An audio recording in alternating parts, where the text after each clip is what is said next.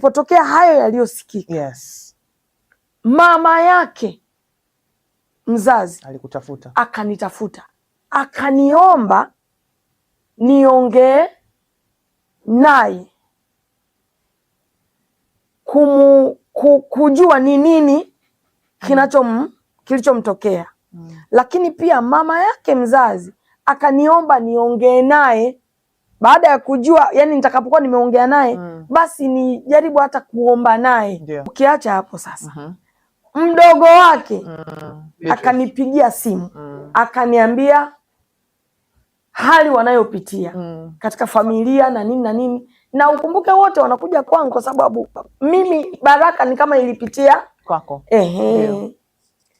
Sasa mimi kabla sijampigia yeye kuongea naye, si kama yani nimesema kwamba nitamuongea naye labda kesho, leo nitaongea naye kesho labda.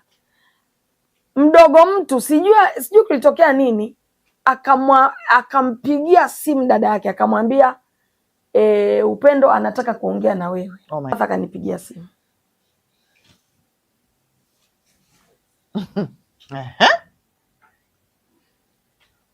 akaniambia shikamo. Halo, shikamo. Mimi Martha hapa, nimesikia una ujumbe wangu. My God. Okay.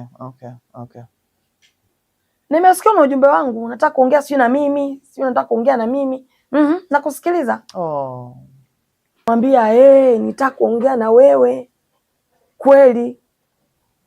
Maana kuna vitu niliongea na mama na dada pia akaniambia, mdogo wako pia akaniambia, nikasema ni vizuri tuongee.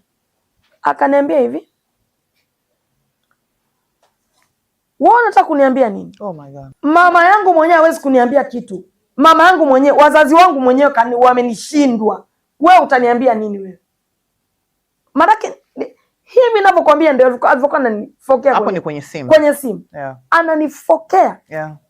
Akanifokea na akaniambia wewe unaendelea kunifuatilia, wewe endelea tu kunifuatilia.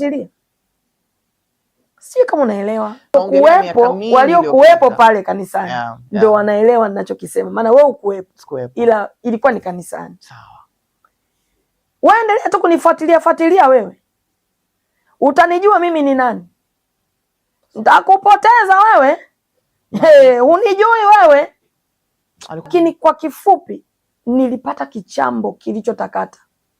Alafu wote sijafikisha ujumbe, nikamwambia basi sawa. Samana, usinifuatilie kabisa, wewe achana na maisha yangu kabisa. Wazazi wangu wenyewe wamenishindwa, wewe utaniweza? Na kuuliza wewe utaniweza? Akanifokea kabisa. Mimi sitaki kuyaongea haya. Nimeongea kwa sababu umeniuliza. Kwa hiyo